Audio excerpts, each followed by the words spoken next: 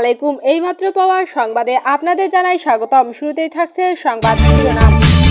শুরুতেই জানিয়ে দিব, মেহেরপুরে বিএনপি জামায়াত সংঘর্ষে আহত 11 জন। থাকছে বিস্তারিত।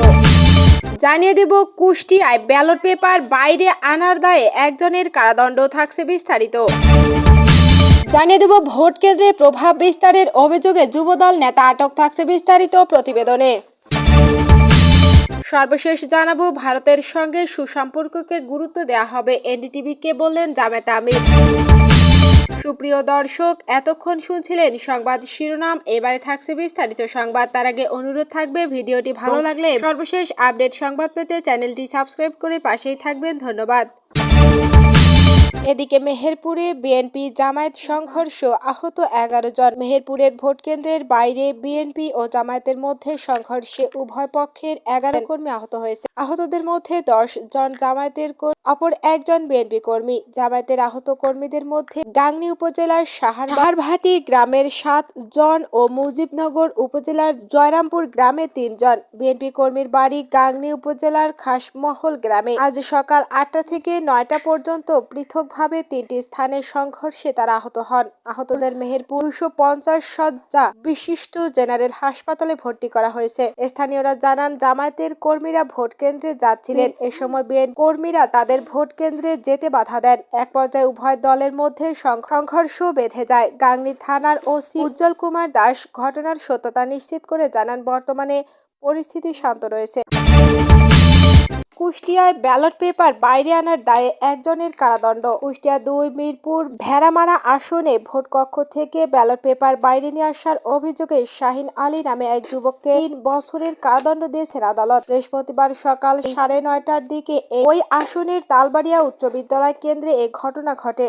ওই কেন্দ্রের প্রিজাইডিং অফিসার হাসানুজ্জামান জানান, তার কেন্দ্রে আলী নামে একজন ভোটার ব্যালট পেপার বক্সে না ফেলে পকেটে করে বাইরে নিয়ে যায়। বিষয়টি জানাজানি হওয়ার পর তাকে আটক করে আইন শৃঙ্খলা রক্ষাকারী বাহিনী। পরে নির্বাচনে দায়িত্বরত কুষ্টিয়ার সিনিয়র জুডিশিয়াল ম্যাজিস্ট্রেট জান্নাতুল ইসলাম অভিযুক্ত শাহিন আলীকে 3 বছরের কারাদণ্ডে দণ্ডিত করেন। শাহিন আলী মিরপুর উপজেলার নওদা গোবিন্দপুর গ্রামের আব্দুল মালিথার ছেলে। ভোট কেন্দ্রে প্রভাব বিস্তারের অভিযোগে যুবদল নেতা আটক। সংসদ নির্বাচনে বরিশালের মুলাদী উপজেলায় ভোট গ্রহণ চলাকালীন প্রভাব বিস্তারের অভিযোগে স্থানীয় যুবদল নেতা নুরু মৃধাকে আটক করেছে সেনাবাহিনী। আটক নুরু মৃধা উপজেলার যুবদলের সিনিয়র সহসভাপতি এবং কাজিরচর ইউনিয়নের 1 নম্বর ওয়ার্ডের ইউপি সদস্য। আজ সকাল 11টার দিকে ভোট গ্রহণ চলাকালীন তিনি কাজিরচর ইউনিয়নের জালিয়াকান্দি 1 নম্বর ওয়ার্ডে ভোট কেন্দ্রে বিশৃঙ্খলা সৃষ্টি ও প্রভাব বিস্তার করার চেষ্টা করেন। ঘটনাস্থলে দায়িত্বপ্রাপ্ত পুলিশের সদস্যরা হুমকি ধমকির মুখে এক পর্যায়ে অসহায় অবস্থায় পড়েন। এ ঘটনায় প্রচারণায় থাকা লাঙ্গল প্রতীকের কন্যা হাবিবা কিবরিয়া ও তার সঙ্গে থাকা নেতাকর্মীরা উদ্বেগ ও আতঙ্কের মধ্যে থাকেন। এই ঘটনায় মুলাদী থানায় অভিযোগ দায়ের করা হয়েছে। প্রশাসনের পক্ষ থেকে জানানো হয়েছে, শান্তিপূর্ণ ও সুষ্ঠু ভোট গ্রহণ নিশ্চিত করতে যেকোনো অনিয়মের বিরুদ্ধে কঠোর ব্যবস্থা নেওয়া হচ্ছে। ভারতের সঙ্গে সুসম্পর্ককে গুরুত্ব দেওয়া হবে, এনডিটিভিকে জামায়াতে আমির। ক্ষমতায় গেলে ভারতের সঙ্গে সুসম্পর্কে অগ্রাধিকার দেওয়া হবে বলে জানিয়েছেন বাংলাদেশ জামায়াতে ইসলামীর আমির ডক্টর শফিকুর রহমান। এনডিটিভিকে দেওয়া সাক্ষাৎকারে তিনি একথা বলেন।